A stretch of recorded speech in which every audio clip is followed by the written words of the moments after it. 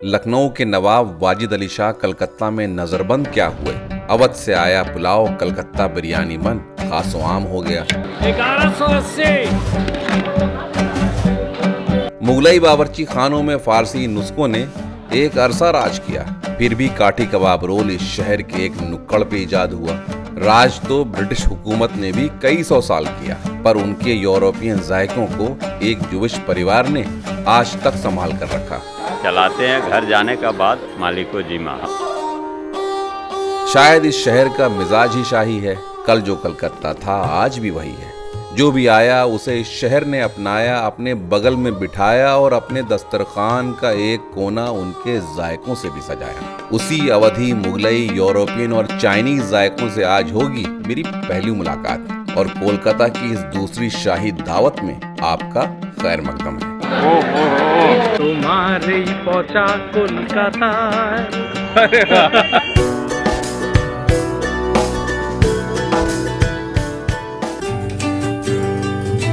अख्तर शिरानी ने क्या खूब कहा है, सूए कलकत्ता जो हम बादिले दीवाना चले, गुनगुनाते हुए एक शौक का अफसाना चले।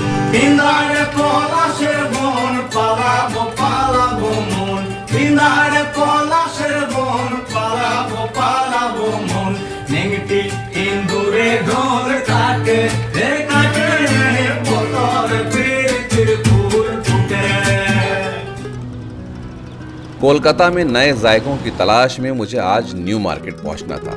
मैं फिर से शहर दस्तूर एक पीली टैक्सी में सवार हुआ और ये सोचते हुए निकला कि इस ऐतिहासिक शहर में होगी कोई आज के नए दौर की मार्केट। लेकिन धर्मतला के इस इलाके में दाखिल होते ही काया ही पलट गई, मानो यूरोप का कोई पुराना शहर आ गया हो। विक्टोरियन आर्किटेक्चर की बूढ़ी लाल ईंटों से बुनी ये इमारतें आजादी की वो जियारत गाहें हैं जिसमें गुलामी आज भी दफन है, जो सबूत है इस देश की आजादी का और इस शहर की सहनशीलता का, जिसने सबसे पहले देखा था इस आजाद हिंदुस्तान का ख्वाब। टैक्सी ब्रेक के झटके से रुकी और मेरे ख्यालों को तोड़ते हुए आवाज आई, दादा यही है न्यू मार्केट।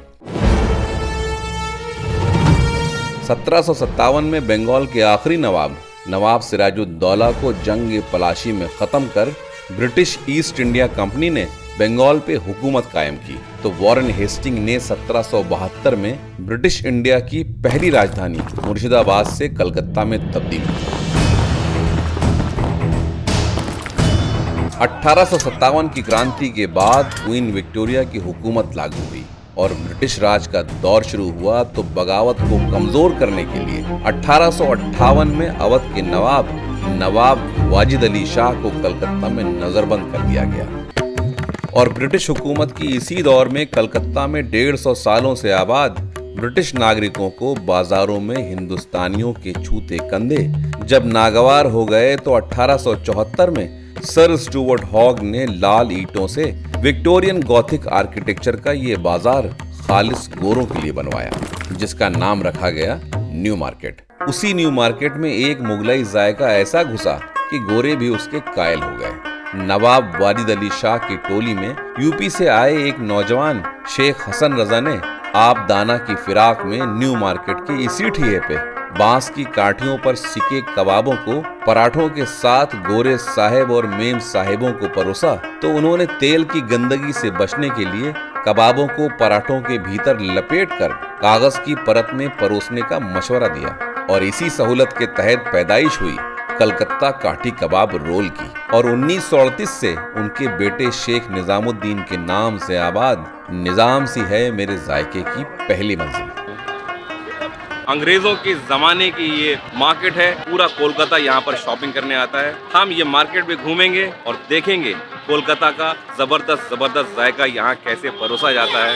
मैं इस शहर कोलकाता में खोए हुए उस हैरान बच्चे सा था जिसने वक्त को गलियों में फिरते हुए देख लिया था। जिसका मैंने पीछा किया तो वो चौराहे की इस लाल इमारत के 100 साल पुराने उस दौर के भीतर छुप गया, जिसकी खिड़कियों से रिश्ता चिरांद वाला धुआं निजाम्स में दाखिल होने को मजबूर कर रहा था। उसी खुशबू के पीछे 1932 के जायके के इस मरकज में मैं दाखिल हुआ तो नए दौर की पीली रोशनी में पुराना अंधेरा अब भी कायम था। एक दूसरे से जुड़े दो हॉल थे जिनके पीले अक्स की दीवारों पे हिंदी, अंग्रेजी और बंगाली फिल्मों का वही दौर काले फ्रेम्स में आज भी महफूज था, जिसमें राज कपूर, शर्मिला टैगोर, नवाब पटौती, दिलीप कुमार और अमिताभ बच्चन जैसे कदरदानों का नाम भी शुमार था। अमिताभ बच्चन अपना मेमोर्स में लिखा है, missing two things in of Calcutta, one is Nizams road, another is golgappa of Victoria. इस भीड़ और अफरा तफरी के बीच मुझे एक गलियारे से मुड़ता धुआं दिखा, जिसकी करवट पे निजाम्स का बावर्ची खाना सजा था। मजा आ रहा है धुएं की आगोश में खड़े होकर के। क्या जबरदस्त माहौल बना हुआ, खुशबू इतनी अच्छी आ रही है।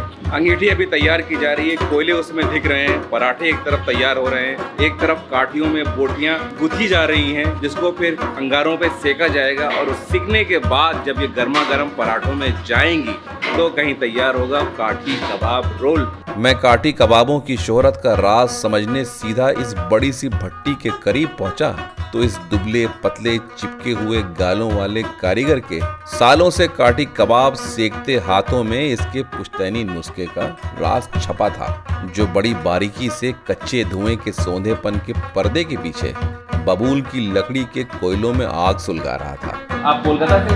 झारखंड से। कितने साल से आप यहाँ पर हैं? 30-40 साल तो हो गए होंगे, उससे ऊपर हो गए। देखते बुढ़ा हो गए। इधर एक तसले में बकरे की रान के पार्चों से की गई बराबर एक जैसी नपी हुई टिक्के नुमा बोटियां काठी कबाब के लिए आई तो इस नौजवान कारीगर ने मसालों की परत छुपा के बिखराई, जिसमें कश्मीरी मिर्च के साथ प्याज, अदरक और लहसुन का पेस्ट भी शामिल था और सरसों का कच्चा तेल डाल इन गुलाबी बोटियों की मालिश कर इतना सौंधा कि हर एक रेशा मसालों को जज्ब कर सुर्ख हो गया। ठीक इसी तरह चिकन के कबाबों पे भी मसाला लगाकर एल्युमिनियम का ये तसला कुर्सी पे टिके इन दो कारीगरों के बीच रख दिया, जिनका काम ही दिन भर इन कबाबों को काठियों में लगातार गुथने का है। तो चिकन की बोटियां लग रही हैं यहाँ पर। बांस के इन लहराती 2 फुट लंबी डंडी नुमा लकड़ी की सीखों को बंगाल में काठी कहा जाता है और इस काठी के एक सिरे को ये कारीगर पीतल की नुकीली टोपी पहनाते और नोक से कबाबों को पिरोकर काठी पे सवार कर देते। ये दोनों कारीगर बड़ी शिद्दत से नजरें टिकाए हर सीख में 5-5 बोटियां पिरोकर तसले पे ही काठी के गुच्छे तैयार कर रहे थे। वाह भाई वाह। अब भट्टी अपने उरूज पे थी और यही कबाबों से मुलाकात का अव्वल वक्त था। कबाबों के इस कारीगर ने पहले चिकन काठियों को एक के बगल में एक चिपकाते हुए बराबर 20 काठी कबाब इस हिसाब से बिछाए कि कोयलों की सारी गर्मी अंदर ही महदूद रह गई। दिल खुश हो गया देख करके। आज लगा कि हाँ वाकई में सही नाम है आप लोगों का। जो प्रोसेस है बनाने का, ऐसा नहीं है कि बहुत आसान सी चीजें बन जा रही हैं। वो जो काठी सेक रहे हैं, बड़े इत्मीनान से भट्टी सीखने का इंतजार कर रहे हैं। यहाँ की भट्टी की बनावट भी बड़ी अनोखी थी। 4 फीट लंबी सफेदी पे पीलापन लिए मार्बल की भट्टी पे मिट्टी के उठे हुए चौकोर किनारों की नालीनुमा गहरान में अब कोयले दहकना शुरू हो चुके थे और इसी भट्टी के सिरहाने बने मेहराब में धंसा लोहे का फर्राटा पंखा अंदर झांक कर आग फूंक रहा था।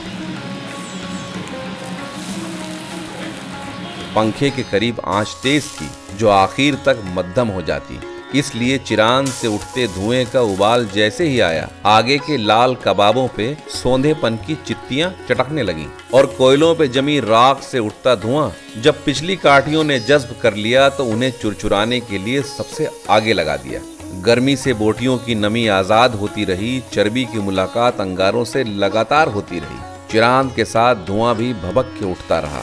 यूं ही लगातार काठी कबाब की सीखें तैयार होती रहीं। बड़े सब्र, इत्मीनान और हुनर से तैयार हुए ये कबाब ही हैं कलकत्ता में ईजाद हुए काठी कबाब और इन्हीं चिकन और मटन काठियों से तैयार होता है निजाम्स का मशहूर काठी कबाब रोल, जिसके लिए पराठा बनाने की जिम्मेदारी इस सफेद बालों वाले निजाम्स के सबसे पुराने कारीगर की थी, जो इस 100 किलो के मोटे तवे पे कुरकुरे पराठे लगातार सेक रहा था।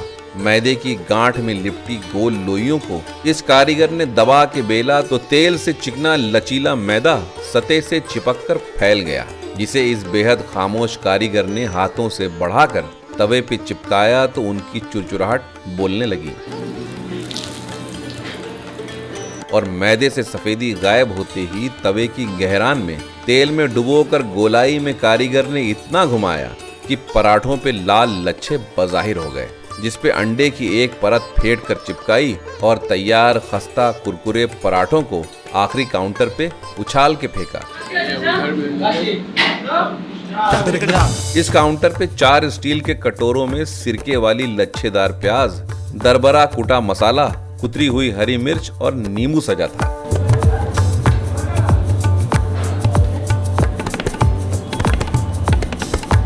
इस नौजवान कारीगर ने पराठों पे कबाबों को बीच में उतार कर दरबरे खुशबूदार मसाले को बुरका और उस पे रसीली सिरके वाली प्याज, हरी मिर्च और नींबू निचोड़ कर लपेटा तो कुरकुराहट के सुर पे काठी कबाब रोल तैयार हो गया। इसका अंदर चिकन है।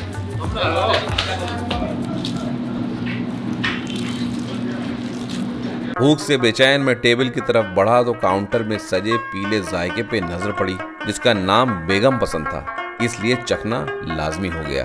ये है कोलकाता का आइकॉनिक निजाम्स का मटन काठी रोल। बेचैन जुबान ने रोल से जैसे ही इश्क फरमाया, मटन कबाब और पराठे का रस एक साथ मिल के आया। वाह वाह, बेहतरीन। चिकन काठी रोल के साथ लेमन सोडा भी बेहतरीन था। इस दुकान के मालिक निजामुद्दीन साहब की बेगम को उनके हाथों का ये जाफरानी कस्टर्ड नुमा जायका बहुत पसंद था, लिहाजा इसका नाम बेगम पसंद था, जो मुझे कुछ खास पसंद नहीं आया।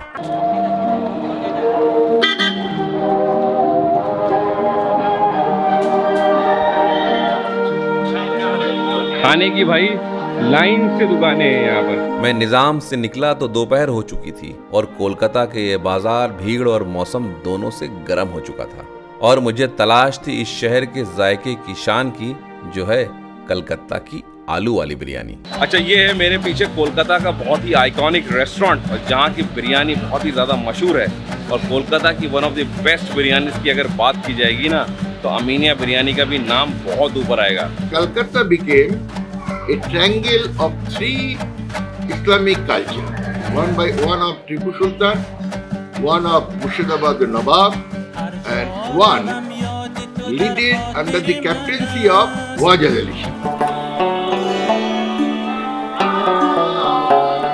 नवाब वाजिद अली शाह का दौर खत्म होने को आया तो उनके शाही बावर्ची खाने से इजाद हुई कलकत्ता बिरयानी अवाम में आम सबसे पहले जकरिया स्ट्रीट के 2 अड्डों ने की, रॉयल इंडिया होटल और अमीनिया रेस्टोरेंट, जो आज भी आबाद रखे हैं वो 150 साल पुराना जायका जिसका पूरा कोलकाता आज भी दीवाना है। और वही दीवानगी परोसी जाती है निजाम से थोड़ी ही दूर पर जबरन जवान की गई इस बूढ़ी सफेद इमारत में, जिस पे बड़ा सा अमीनिया लिखा था।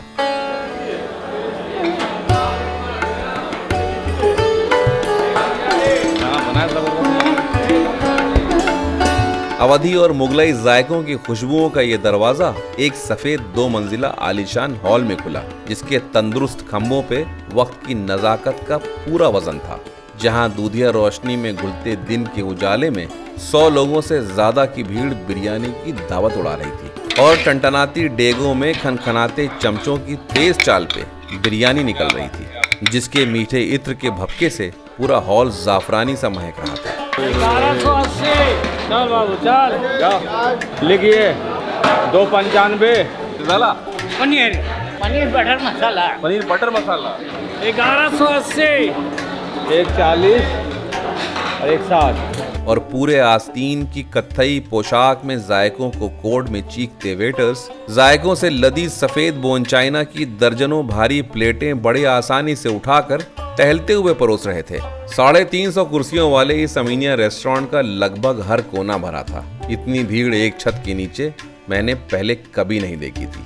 खैर, देखी तो मैंने कलकत्ता बिरयानी भी कभी नहीं थी। मेरी जिज्ञासा ने मुझे बावर्ची खाने को पर्दा करती इस मोटी पत्थर की मुंडेर के उस पार झांकने पे मजबूर कर दिया, जिसकी सतह पे सुरमई पोशाक में ये बावर्ची सफेद प्यालों में ये जायके जरा छुपा के लगातार परोस रहे थे। कलकत्ता के अवधी बावर्ची खानों में ही इजाद हुआ ये सफेद कोरमे का प्याला दही, प्याज की मिठास और साबुत कश्मीरी मिर्च से झांकते इस अवधी दस्तरखान के पतले शोरबे को रिजाला कहते हैं। ये क्या चीज़ है ये? अमीनिया। और ये है यहाँ की आइकॉनिक और स्पेशल डिश जिसको कहते हैं अमीनिया स्पेशल।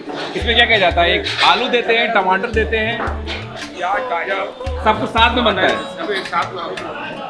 उसी अवधि दम की तकनीक से बंगालियों को रिझाने के लिए अमीनिया के बावर्ची खाने से इजाद हुआ एक और खुशबूदार झोल नुमा शोरबा, जिसे अमीनिया स्पेशल के नाम से शोहरत मिली। मैंने इसकी तहकीकात थोड़ी दिलचस्पी से की तो इस बावर्ची ने प्यालों में यही जायका परोसते हुए बताया। ये अवधी और बंगाली दस्तरखान के मेल से प्याज की मिठास, हल्दी, कश्मीरी मिर्च, टमाटर और गोश्त की यखनी से ये झोल नुमा बेहद हल्का शोरबा घंटों धीमी आंच पे साबुत आलू, साबुत प्याज, साबुत टमाटर, उबले हुए अंडे और गाजर की उंगली बराबर कतलों के साथ तैयार होता है, जिसे अमीनिया स्पेशल कहते हैं। और अमीनिया स्पेशल की इन खुशबूदार प्यालों की खुशबू को तो इन दोस्तों की टोली को लखनऊ से ही खींच लाई थी। फूड रेंजर नहीं, स्पाइसलर। हम लोग शाम से आए जहाँ पे नॉनवेज की शान है जो शहर। लखनऊ से आए हैं आप लोग? अरे वाह। और मेरी नजर प्लेटों में सजे इन दो पसंदा कबाबों के जोड़ों पे पड़ी तो मुझे ये बड़े अनोखे लगे। पार्चों को पसंदों की परतों में गलावट और मसाले गोलाई में लपेट कर सेक कर तला गया था, जिसे यहाँ पसंदा कबाब कहते हैं। दर्जन भर जायकों की नुमाइश करते ये अवधी मुगलई दस्तरखान के बर्तन कलकत्ता में दिल्ली और लखनऊ की गहरी डेगों के मुकाबले इस पूरे इलाके के मुगलई बावर्ची ये खास खुले मुंह के लगन नुमा फैली डेगें इस्तेमाल करते हैं। तांबे के इन डेगों पे थी वही लाजमी कलई और सालों के इस्तेमाल से उम्र दराज धुंधली हो रही कलई वाली दम से सिली एक ताजी कलकत्ता बिरयानी की डेग बावर्ची खाने से आई तो इसके राज पे पर्दा डालने अमीनिया के मैनेजर फौरन आए और पहले अमीनिया की कहानी बेपर्दा की। अमीनिया हम लोग का काफी पुराना रेस्टोरेंट है ये वाला जी, 1929 से है ये। दरियाबाद से बिखर कर 1857 की म्यूटिनी में शरीक अब्दुल करीम के वालिद ब्रिटिश ऑफिसर्स की दबिश से कलकत्ता में खाने के कारोबार के पीछे छुपकर आबाद हो गए। एक दिन अब्दुल करीम के बेटे ने जकरिया स्ट्रीट पे पहलवान होटल की तरफ इशारा कर बिलख कर रोते हुए कहा कि ये होटल उन्हीं के परिवार का है। बच्चे की मोहब्बत में बाप ने पहलवान होटल खरीद कर उसी बेटे मोहम्मद अमीन के नाम से अमीनिया कायम कर दिया, जहां से कलकत्ता की आलू वाली बिरयानी का दौर शुरू हुआ।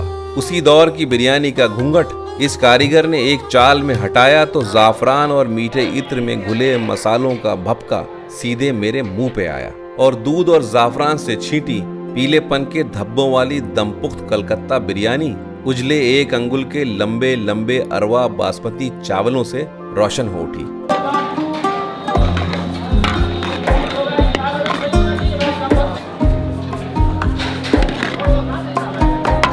जिसको कारीगर ने लोहे की गोल मुंह वाली कपगीर से बड़ी नजाकत से डेग के पैताने चावलों को भेदते हुए मटन की 125 ग्राम की यखनी की बोटियां और पीलापन जज्ब किए आलूओं को एक एक कर खोद कर डेग के सिरहाने इस हिसाब से सजाया कि चावल टूटने न पाए और एक सफेद बोन चाइना की प्लेट के बीच एक बोटी के साथ एक आलू सजाकर यखनी में जज्ब बादामी चावलों को प्लेट की कग्गर पे काशते हुए एक टीले के भीतर आलू और बोटी दोनों छुपा दी और दर्जनों प्लेटें इतनी रफ्तार से निकाली कि 10 मिनट में डेग खाली हो गई।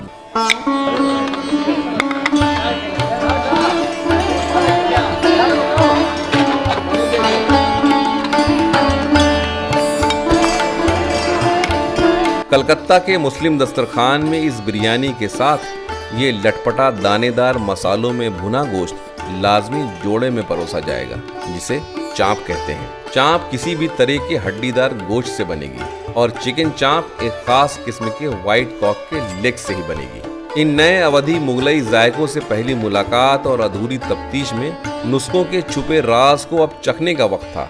ये सफेद टेबल सिर्फ जरूरी जायकों से पूरी भर गई तो मैंने अमीनिया स्पेशल सबसे पहले चखने के लिए खमीरी रोटी गर्मा गर्म मंगवाई। वाह, गर्मा गर्म आई है रोटी। और अमीनिया स्पेशल के शोरबे में इस खस्ता रोटी को जो डुबो कर चखा तो मजा आ गया, बेहतरीन। और पसंदा कबाब को हल्के में लेते हुए जो मैंने इसका जायका लिया तो मुझे सबसे ज्यादा इसने हैरान किया। बहुत ही बेहतरीन। क्या जबरदस्त पसंद है भाई, क्या जबरदस्त है भाई। अब लेता हूँ ये आलू के साथ इसका जायका।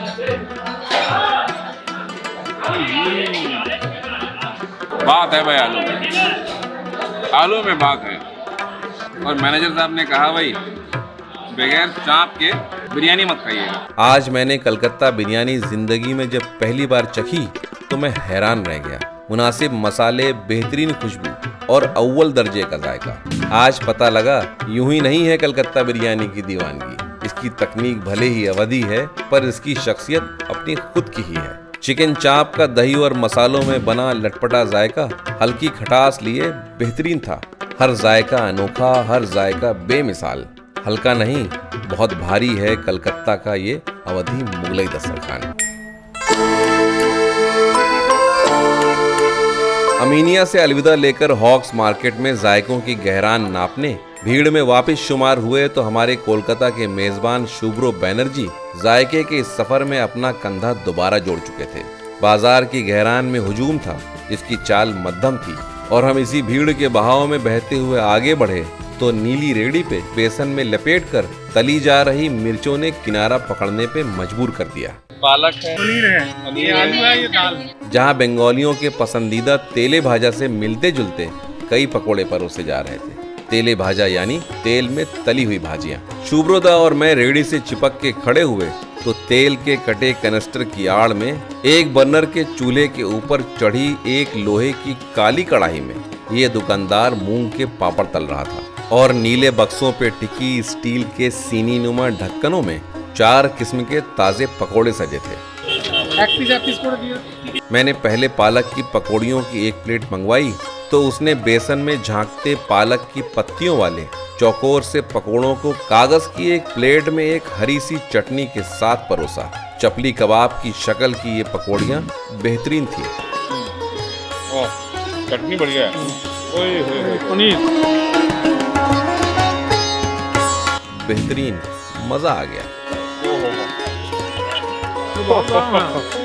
चटनी में जान थी और पकोड़े कमाल, इसलिए दाल की ये पकोड़ियां जिसे मूंग दालेर वड़ा कहते हैं चखना लाजमी हो गया। डालेर बोड़ा, बंगालीज कॉल इट दालेर वड़ा। मूंग डालेर बोड़ा, कलाई डालेर बोड़ा।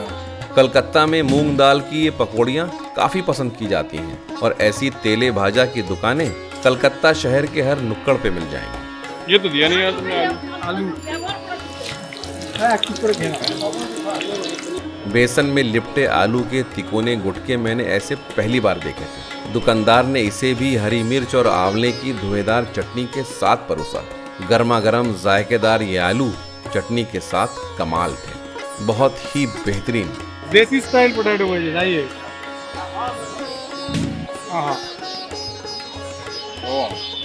अभी प्लेट खाली भी नहीं हुई थी कि नजरें और नियत दोनों फिसल के फलों से सजी सामने की ही एक दुकान पे अटक गई, जहां जामुनी रंग के एक फल ने मेरा ध्यान अपनी तरफ खींचा, जिसे आज मैंने पहली बार देखा था।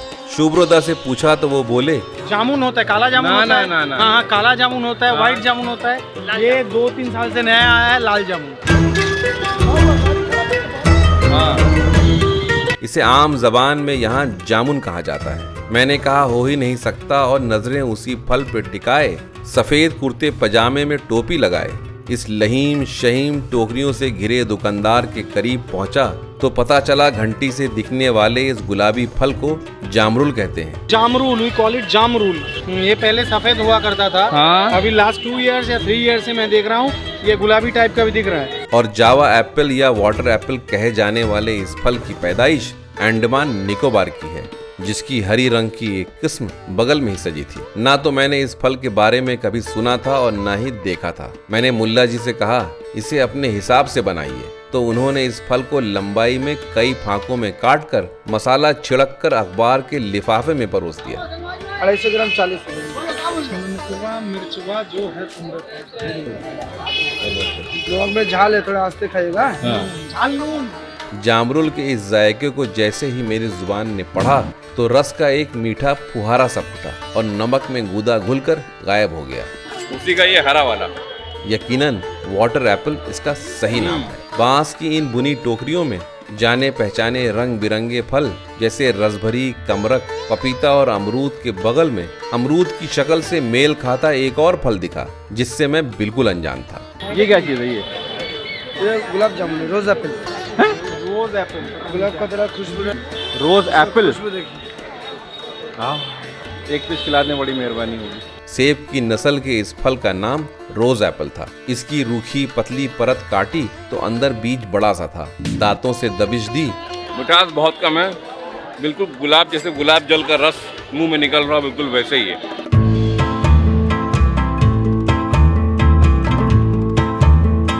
कुदरत के इन बेहतरीन करिश्मों से अलविदा लेकर न्यू मार्केट की इन रोड को घेरती दुकानों से तंग जगह में खरामा मैं और शुभ्रोदा थोड़ा आगे बढ़े तो एक कोने थोड़ी सी जगह में एक खोंचा फंसा सा खड़ा था जिसपे बंगाली दस्तरखान का सबसे चटोरा जायका सजा था, जिसे कलकत्ता में पुचका कहते हैं। पन्नी में लिपटे मुंह तक भरे ये पुचके शक्लन ज्यादा सौंधे और ज्यादा बड़े भी थे। जो लकड़ी के बक्से के इस खोंचे पे एल्युमिनियम के तसले में इमारत बन खड़े थे। उसी तसले से बंधी एक डोर में एक स्टील की बड़ी सी हांडी जुड़ी थी जिसमें भरा था पुचके का गहरा हरा पानी, जिसपे इमली का चूर और धनिये की पत्तियां तैर रही थी। माथे पे लाल तिलक की परछाई वाले इस नौजवान ने नायलॉन की पुरानी रस्सी से बांधा था पुचकों का हर वो जायका जिसकी खटास लोगों की जुबान पे लगातार खुल रही थी। कोलकाता के पुचकों का अंदाज बिल्कुल ही अलग था। कारीगर ने पहले बड़े से उबले आलू को एक भगोने में मसला और उसमें डाले लाजमी काले उबले चने और 4 पुराने डब्बों से डाले 4 मसाले, नमक, सेंधा नमक, भुना जीरा और थोड़ा सा अनारदाना और हरी मिर्च की दरबरी तीखी चटनी के साथ धनिये की पत्तियों के ऊपर आधा नींबू निचोड़कर आखिरी बार मसल कर पुचकों का भरवा तैयार कर दिया।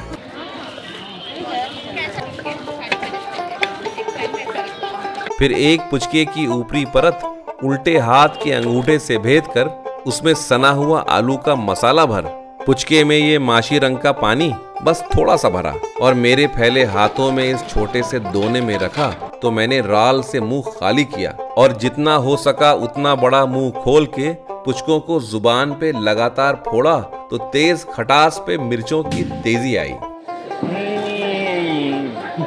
मैंने मिर्च की तेजी और बढ़वाकर 10 रुपए के 6 पुचकों की एक और प्लेट खाई तो दिल से वाह वाह की आवाज आई और लाजमी पानी के एक दोने से जुबान साफ कर हम उस जायके की अगली मंजिल की ओर बढ़े जो इस शहर में ज्यूइश कम्युनिटी की 200 साल की रिहाइश और हिस्सेदारी का सबूत है।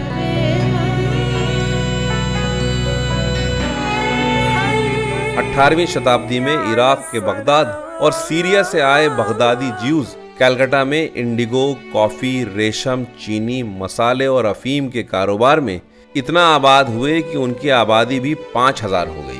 उनकी रूहानी जरूरत के लिए 1856 में डेविड जोसेफ एजरा ने तामीर की कलकत्ता की पहली बेथ एल सिनेगॉग यानी ज्यूस की इबादतगाह। तो उनके ज्यूइश दस्तरखान को नाहूम इजराइल मॉर्डेकाई ने 1902 में पहली बार इस शहर में अपने नाम नाहूम्स बेकरी के जरिए सजाया। कलकत्ता में धुंधली हो चुकी कई तहजीबों में बचे हैं ज्यूइश तबके के ये आखिरी 25 जीव, जिसमें से एक परिवार 3 नस्लों के बाद 122 सालों से आबाद रखे हैं नाहूम्स एंड सन्स का वही यूरोपियन जायका, जिसकी बेकरी का कलकत्ता में आज भी कोई सानी नहीं।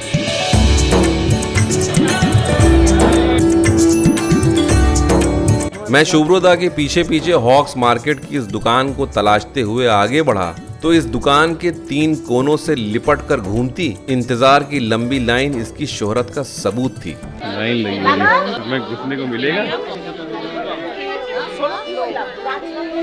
तो लेट्स ट्राई, कोई बात नहीं। भाई साहब लाइन देख रहे हो, लेकिन बहुत पीछे क्यों में खड़ा होना पड़ा। जिसकी पेशानी पे सुनहरे अक्षरों में नाहूम्स एंड सन्स चमक रहा था। कांच की दीवारों में सजे जायकों को भीड़ ने ढका हुआ था जिसको भेदने का कोई जुगाड़ न था और शुभ्रदा के जुमलों में बेबसी देखते हुए मैंने उन्हें अंदर चलने का इशारा किया। इस दुकान की 122 साल पहले इटालियन मार्बल्स की नक्काशी से बनी सीलिंग्स आज भी दूधिया सफेद थी और उसी जमाने में ये ग्लास कैबिनेट्स बेल्जियम से इंपोर्ट किए गए थे, जिसमें lemon tart, puff pastries, pineapple pastries, गुलाबी क्रीम और चॉकलेट की पेस्ट्रीज तेजी से खाली हो रही थी। इतना ज्यादा रश है यहाँ पर अंदर भी सामान बिल्कुल खाली सा हो चुका है। बिल्कुल आखिरी कोशिश के तहत शुभ्रदा बंगाली वर्कर्स से बंगाली में बात करते रहे और मेरी नजरें खाली होकर बिखरी रबर वुड की ट्रेज में जायके तलाशती रहीं, जिसकी कुछ ताजी ट्रेज में गुनगुनी चिकन पैटीज और फ्रूट केक बस फौरन अभी अभी आया था। यहाँ मेरी नियत पूरी तरह खराब हो चुकी थी और लाइन के उसूल के आगे शुभ्रदा की आखिरी कोशिश भी हार चुकी थी। आंखों ने जायके सारे छुए पर जुबान महरूम रह गई। कहते हैं अधूरी मुलाकातें शहर वापस बुलाती हैं, लेकिन कल का इंतजार किसे था? शुभ्रदा बोले, यूरोपियन जायकों का 97 साल पुराना एक और मशहूर नाम फ्लूरीज बगल में ही है, जहाँ की इंग्लिश ब्रेकफास्ट का पूरा कलकत्ता दीवाना है। कदम सड़क पे वापस पड़े तो वक्त तीसरे पहर में दखल दे चुका था। हवा में ठंड गुदगुदाने लगी तो बाजार भी भीड़ से मुस्कुराने लगा। उसी भीड़ में एक खामोश चेहरा बड़ी अनोखी किस्म की हाथ गाड़ी के सिरहाने खड़ा था, जिससे जैसे ही पार्क स्ट्रीट तक का सफर 100 रुपए में तय हुआ तो इस साफ सफेद शर्ट पे बिना बाजू वाली नीली जैकेट में ढलती उम्र के इस चालक ने नंगे मजबूत हाथों में 2 लकड़ी के डंडों से जुड़ी हाथ गाड़ी को खींचते हुए भीड़ को चकमा देने लगा। खालिस लकड़ी के बने इस रिक्शे का पूरा संतुलन 2 डंडों की लगाम में था, जिसके लोहे के पहिए पे लकड़ी और लकड़ी पे चढ़ी रबड़ की काली गद्दी रोड के गड्ढे बेआवाज कर देती और कदमों की चाल पे मटकते इस इंसानी रिक्शे को यहाँ की जुबान में ताना रिक्शा कहते हैं। ये मालिक का रिक्शा है? हाँ, मालिक का रिक्शा है। हम लोग का अपना रिक्शा नहीं है। चलाते हैं, घर जाने का बाद मालिक को जिम्मा। आज कलकत्ता दुनिया का इकलौता ऐसा शहर है जहाँ चलते हैं दुनिया के ये आखिरी 5000 लाइसेंस वाले रिक्शे, जो आज भी हजारों मजदूरों की रोजी तो है, पर इनका मालिक कोई और है। चाइना से आए चीनी के व्यापारी जब कलकत्ता में बस गए तो वो अपने वतन का ये जिन रिक्शा भी साथ लाए। जिन यानी इंसान।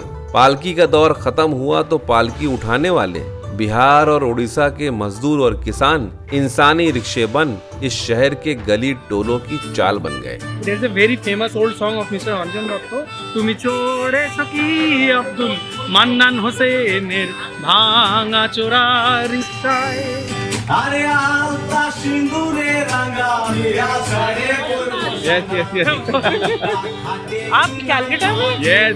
सैकड़ों पुरानी इमारतों के गलियारे से गुजरता हमारा सफर जैसे ही पार्क स्ट्रीट पे खत्म हुआ तो मैं चाइना से आए कलकत्ता के दस्तरखान में शामिल हो चुके चाइनीज कुजीन के चिकन डम्पलिंग से मिला, जो आज मोमो के नाम से मशहूर है। कौन सी जगह? काफी पॉपुलर जगह लग रही है, काफी लोग खड़े हुए हैं यहाँ पर।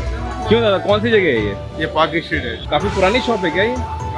और जूडियो के सामने लगी भीड़ इन जूडियो मोमो की शोहरत बयान कर रही थी, जहां रेहड़ी नुमा इस दुकान पे 4 मंजिला भाप छोड़ते मोमो के बर्तन से एक चचा स्टील की छोटी छोटी प्लेटों में महीन परत में सिले हुए 6 चिकन मोमो लगातार निकाल रहे थे, साथ में लाल मिर्च की जहरीली चटनी और एक स्टील की कटोरी में चिकन सूप। इसकी प्राइसिंग क्या है? अनजाने में मिली इस जगह पे मैं भीड़ देख कर रुका था, क्योंकि ये शहर तो वो शहर है जिसने हिंदुस्तान को देसी चाइनीज का तोहफा दिया है, और उसी तोहफे की पहली प्लेट जैसे ही मेरे हाथ में आई, क्या बात। हमने फुटपाथ पे कटे इस मोखले में तशरीफ टिकाई। पहले तो चखते हैं भाई सूप। हाँ चखिए, गरम है। हम लोग रास्ते से गुजर रहे थे, इतनी भीड़ लगी हुई थी वहाँ पर मोमो वाले के पास, रुकना पड़ गया। और लाल मिर्च की चटनी में लपेट के जो रसीले मोमो का पहला जायका लिया तो जुबान हैरान रह गई। वाह वाह वाह, मेरे आज तक के सबसे यादगार मोमो में ये शामिल हो गया। मजा आ गया, मजा आ गया। I am strolling along, just minding my business. Calcutta की अंग्रेजी रईसी और शान और शौकत को बयान करते इस पार्क स्ट्रीट पे था हमारे इस सफर का वो अधूरा यूरोपियन दस्तरखान जो वक्त के इम्तिहान के बावजूद 97 सालों से शोहरत के उसी मकाम पे खड़ा है। जैसा ज्यूरिख से आए जोसेफ और फ्रीडा फ्लूरी ने अपने नाम से 1927 में शुरू किया था ये फ्लूरीज। फ्लूरीज ऑब्वियसली बहुत ही फेमस जगह है। फेमस जगह है और पार्क स्ट्रीट आओ तो फ्लूरीज आना भी जरूरी ही है। काजल से काले पत्थर के गेट से बड़े ही फैंसी और महंगे माहौल में हम दाखिल हुए तो कांच की दीवार से पार्क स्ट्रीट को झांकती इकलौती खाली काले ग्रेनाइट की ही एक टेबल पे हमें जैसे ही जगह मिली। यहाँ का जो इंग्लिश ब्रेकफास्ट है वो काफी ज्यादा पॉपुलर है तो हमने रिकमेंडेशन पे ऑर्डर किया एक इंग्लिश ब्रेकफास्ट जिसकी कीमत 1000 रुपए थी। शहर के रईस तब से आज तक इसी छत के नीचे जमा होते हैं। मैं भी खुद को उसी सुनहरे दौर में महसूस कर रहा था कि बोन चाइना की सफेद प्लेटों ने टकराते हुए खाने की आमद का ऐलान किया तो गुलाबी शर्ट में एक मोहतरमा ने जायकों से भरी एक प्लेट मेरे सामने रखी जिसमें 3 अदद ग्रिल्ड चिकन सॉसेजेस, 2 तह लगे गुलाबी चिकन सलामी के साथ ग्रिल्ड मशरूम और आधे टमाटर पे कालेपन की एक भुनी परत चढ़ी थी और 2 कत्थई कुरकुरे हैश ब्राउन्स के साथ प्लेट के बीचों बीच 2 सनी साइड अप थे। एक गिलास ताजे तरबूज के जूस के साथ पहली कटोरी में राजमा नुमा बेक्ड बीन्स थी जिसका असल रंग सफेद होता है तो दूसरी कटोरी में एक एक कतले पाइनएप्पल, पपीता, तरबूज और खरबूजे पे अनार के दाने के साथ परोसी। कपड़ों पे आराम करती बिल्कुल केसरिया सी सिकी 2 ब्रेड की स्लाइसेस के साथ एक बड़ा सा कप कॉफी का भी परोसा और दूध की पत्तियों से सजी इस कैपेचिनो के साथ पूरा इंग्लिश ब्रेकफास्ट बिछ गया। मैं तो टेस्ट करता हूँ पहले sausage. I'll have some mushrooms. These are butter mushrooms. मैंने सबसे पहले सॉसेज चखा तो ये क्रीमी सॉसेज घुलने लगा। ग्रिल्ड टोमेटो लाजवाब था। सलामी बिल्कुल मुलायम और बेक्ड बीन्स में धुएं का जायका था, हर जायका अव्वल दर्जे का। Hash brown, sunny side up.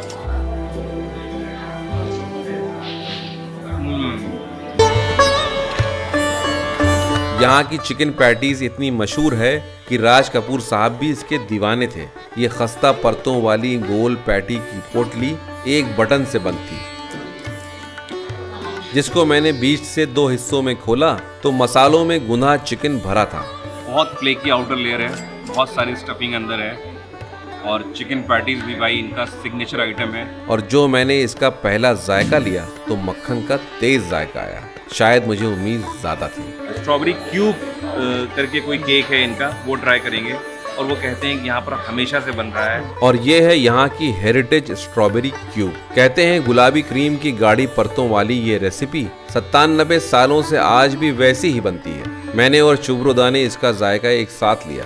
जायके ने हैरान तो नहीं किया, बस उन लम्हों को चखा दिया जहाँ हम कभी जा नहीं सकते। जैसे बचपन की याद आ गई हो, जैसे कभी ये जायका पहले चखा हुआ हो। फ्लूरिस से अलविदा लेकर हम निकले तो हॉक्स मार्केट में सूरज बुझने को तैयार खड़ा था और वक्त की थपकियों में ये लाल इमारतें ऊँघने लगी तो बाजार में भीड़ और भी टिमटिमाने लगी और हम पैदल आधा शहर घूमते हुए आ पहुंचे अपनी जायके की आखिरी मंजिल जहां शुभ्रोदा खासकर चखाने लाए थे बंगाली मुगल दस्तरखान का एक मशहूर जायका, टिकिया कबाब। This place is famous for its mutton tikka paratha, then roll, then biryani and tandoor. हम साइमा रेस्टोरेंट में दाखिल हुए तो भीड़ जायकों के इंतजार में थी। उल्टे हाथ पे लगातार काठी रोल तैयार हो रहे थे और इसी गलियारे से जुड़ा एक महीन जीना था जिस पे तिरछे होकर गुजरना पड़ रहा था। ये जीना एक मेज़ेनाइन से हॉल में खुला जहां 5.5 फुट पे सिर से टकराती छत के नीचे लगभग 10 से 12 टेबल्स पे भीड़ कसना शुरू हो चुकी थी। कॉलम्स पे लेदर की कत्थई गद्दी चढ़ी थी जिस पे टकराते सिरों को बचाते हुए हम काले पत्थर वाली इस टेबल पे जैसे ही बैठे, शुभ्रोदा ने खुले हुए काठी कबाबों के साथ मुगलई पराठा और टिकिया कबाब मंगवाया। इन्होंने पूछा कि आपने क्या टिकिया कबाब अभी खाया है मटन का?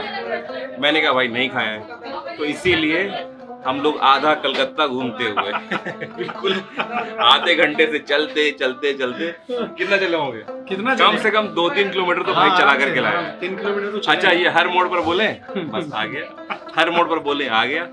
ये इतनी मेहनत का कबाब है, अब हमारे पेट में शायद इतनी जगह बन गई होगी कि हम पराठे, कबाब और ये मटन टिक्का कबाब अब उतार पाए। एकदम। जब मुगल ढाका आबाद हुआ तो मुगलिया बावर्चियों ने कुछ जायके बंगाली नुस्खों के मेल से इजाद किया, जिसमें से एक है बड़ी सी सुरमई कढ़ाई में ये टिकिया कबाब। और ये कुटे हुए कीमे और चने की दाल में बने मोटे मोटे तले हुए कबाबों को रोगनी लटपटे शोरबे में देर तक पकाकर मसाले के साथ एक काली प्लेट पे परोसा गया, और साथ में काली प्लेट में ही आया प्याज और शिमला मिर्च के लच्छों में तला गया चिकन काठी कबाब। और इन दोनों जायकों को चखने के लिए था ये कुरकुरा तला हुआ लच्छा पराठा। पराठे के एक निवाले में मैंने काठी कबाब के साथ सब कुछ लपेटते हुए इसका जायका लिया। ये बढ़िया है। और टिकिया कबाब को जो मैंने चखा तो उम्मीदों पे पानी फिर गया। होता है कभी कभी। ये आपको कुछ ठीक सा नहीं लगा?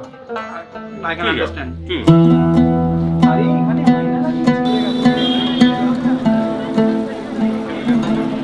शाम रात में तब्दील हो चुकी थी, पर मेरा जहन कलकत्ता बिरयानी के नुस्खे के राज को बेपर्दा करने के पीछे उलझा हुआ था।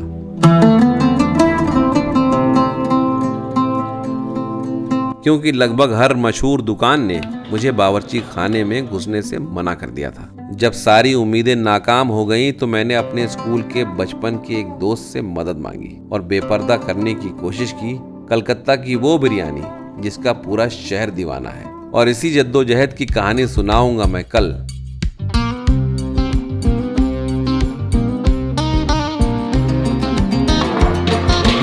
और अगर आप अब भी नहीं जानते कि मैं कौन हूं, तो मैं हूं दिल्ली के शहर से गौस बाजार, इस कहानी का सूत्रधार।